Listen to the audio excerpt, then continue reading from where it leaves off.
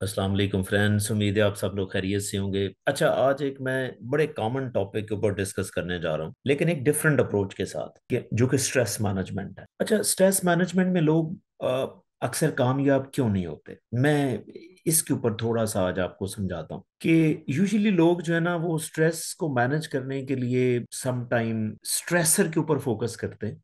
I do agree कि जाहिर है स्ट्रेस जहां से आ रहा होगा आप वहीं पे ही काम करेंगे तो आपको कामयाबी मिलेगी, लेकिन जो स्ट्रेस का सोर्स है ना वो लोग शायद आइडेंटिफाई नहीं कर पा रहे, सही तरह आइडेंटिफाई नहीं कर पाते। देखें, जिस तरह स्ट्रेस जो है उसके कई सोर्सेज हैं। जिस तरह कुछ वर्क रिलेटेड स्ट्रेसर्स हैं, कुछ इन्वायरमेंटल स्ट्रेसर हैं, कुछ आपके करियर से रिलेटेड हैं, कुछ रिलेशनशिप के हवाले से हैं, फाइनेंशियल स्ट्रेसर हैं।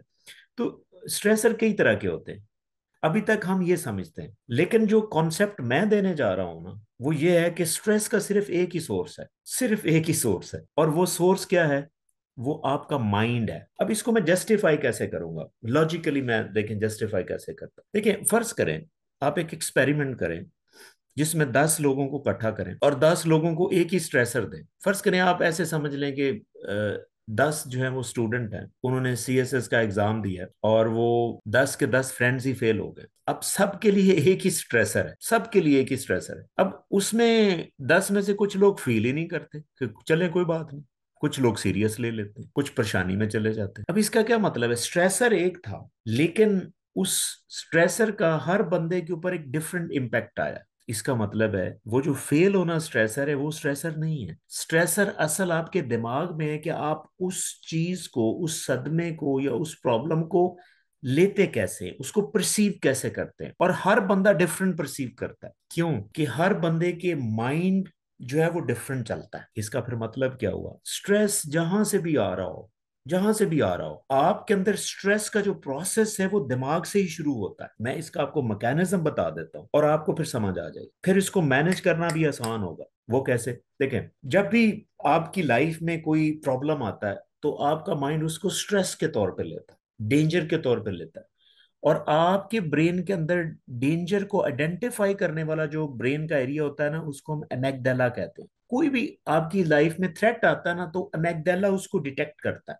अगर अमेगडाला स्ट्रांग हो, अब अमेगडाला स्ट्रांग होने का यहाँ पे मतलब है कि वो रिलैक्स पड़ा हो, एक्टिव ना हो। अगर अमेगडाला एक्टिव हुआ तो वो ज्यादा सेंसिटिव होता है, वो थोड़े से डेंजर को भी बड़ा डेंजर ले लेता है। अब साइकिल स्ट्रेस का यहीं से अमेगडाला से शुरू होता है। अब अमेगडाला अगर रेस्ट पे ना हुआ ना, एक्टिव हुआ, तो वो छोटा सा स्ट्रेसर भी बड़ा लगता है, और वो बड़ा स्ट्रेसर अमेगडाला ब्रेन के एक और एरिया को ट्रांसफर करता है जिसे हम हाइपोथैलेमस कहते हैं। हाइपोथैलेमस जब एक्टिवेट होता है उसका काम ये होता है कि वो आपके एक हार्मोनल सिस्टम को एक्टिवेट करता है। अब हाइपोथैलेमस जो है एक और ग्लैंड को ट्रिगर करता है जिसे हम पिट्यूटरी ग्लैंड कहते हैं। अब पिट्यूटरी ग्लैंड भी एक ब्रेन का ग्लैंड है, वो एक्टिव होता है। जब वो एक्टिव होता है ना तो वहां से एक और हार्मोन रिलीज होता है जिसे हम एसीटीएच कहते हैं, एड्रीनो कॉर्टिकोट्रोफिक हार्मोन, एसीटीएच। जब एसीटीएच रिलीज होता है तो ये सीधा आपके जो किडनीज होते हैं ना उसके ऊपर एक और ग्लैंड पड़ा होता है जिसे हम एड्रीनल ग्लैंड कहते हैं, उसके ऊपर जाके लग, और वहां से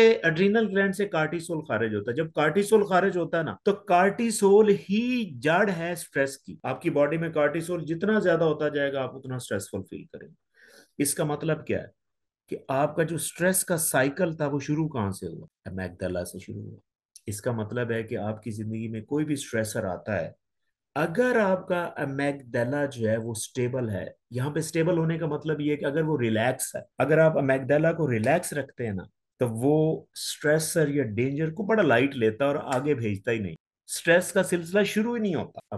अब क्वेश्चन मार्क ये है कि आपने अमेगडाला को ठंडा कैसे रखना है, रिलैक्स कैसे रखना है। उसके लिए मैंने आपको कई टेक्निक्स पहले भी बता चुका हूं। अगर आप ये सीख लेते हैं, अलग अलग लेक्चर्स मैंने आपको दिए हूं, मेडिटेशन सीखें, हिप्नोसिस सीखें, self hypnosis, mindfulness, yoga, physical activity. जितनी आप फिजिकल एक्टिविटी करेंगे ना आप अपने मैगडाला को रेगुलेट कर सकते। क्या क्या चीजें? Meditation, yoga, mindfulness, self hypnosis and physical activity. अगर आप ये चीजें करते हैं ना तो यूजुअली आपका जो मैगडाला है वो रिलैक्स रहता है। रिलैक्स रहता है तो छोटे मोटे स्ट्रेसर को वो एंटरटेन ही नहीं करता और स्ट्रेस का साइकिल ही शुरू नहीं होता। जब साइकिल शुरू नहीं होता तो आप सही रहते, सुकून में रहते हैं। तो आपके लाइफ में कोई भी स्ट्रेसर गिर रहा हो, आप उसको एंटरटेन नहीं करते, आप चिल करते हैं। तो ये बेसिक मैं आपको प्रिंसिपल बता रहा हूं, अगर आप स्ट्रेस मैनेज करना चाहते हैं ना, तो सिर्फ आप अपने माइंड को स्ट्रांग करें, माइंड को, अमेगडाला को कर लें, क्योंकि ये जिंदगी है। आपकी जिंदगी में स्ट्रेसर तो आते रहेंगे, अगर आपने इसको मजबूत ना किया, आप हर टाइम स्ट्रेस में रहेंगे। और स्ट्रेस की एक एक जो सबसे डेंजरस बात यह है कि जब स्ट्रेस का एक साइकिल कंप्लीट होता है ना, तो जो आपको फील होता है, अगला साइकिल उससे सीवियर होगा, उससे अगला और सीवियर होगा, उससे अगला और सीवियर होगा। तो आप इतने सेंसिटिव हो जाएंगे ना स्ट्रेस से, आपको छोटा सा भी मसला है आप स्ट्रेस में चले। तो जब आप क्रॉनिक स्ट्रेस में रहते हैं, तो आपको इन्फेक्शन होना शुरू हो जाएंगी, आपके और प्रॉब्लम शुरू हो जाएंगी। तो समझें आपकी लाइफ जो है वो स्टेबल नहीं, कई और फिजिकल फिजिकल डिसऑर्डर्स डेवलप होना शुरू हो जाते हैं, साइकोलॉजिकल डिसऑर्डर शुरू होने जाते हैं। तो लिहाजा पता क्या है कि स्ट्रेस के अंदर क्या है, आपने अपने माइंड को स्ट्रांग करना। If you can do that, आप स्ट्रेस को अच्छी तरह मैनेज कर सकते हैं। अदरवाइज बाकी आप जो मर्जी करते रहें, कोई परेशानी चल रही है, मरी से होके आएंगे तो फिर वही परेशानी होगी। ठीक है ना, मुनाल से खाना खा के आएंगे फिर परेशानी हो जाएगी। तो बेहतरीन हाल ये है कि अपने मैगडेला को स्ट्रांग करें और अपनी लाइफ को एंजॉय करें। आपने स्ट्रेस को किल करना है, क्योंकि अक्सर मैं कहता हूँ kill the stress, otherwise stress will kill you. Still, if you have any question, please write me in the comment section and definitely I will answer. Thank you.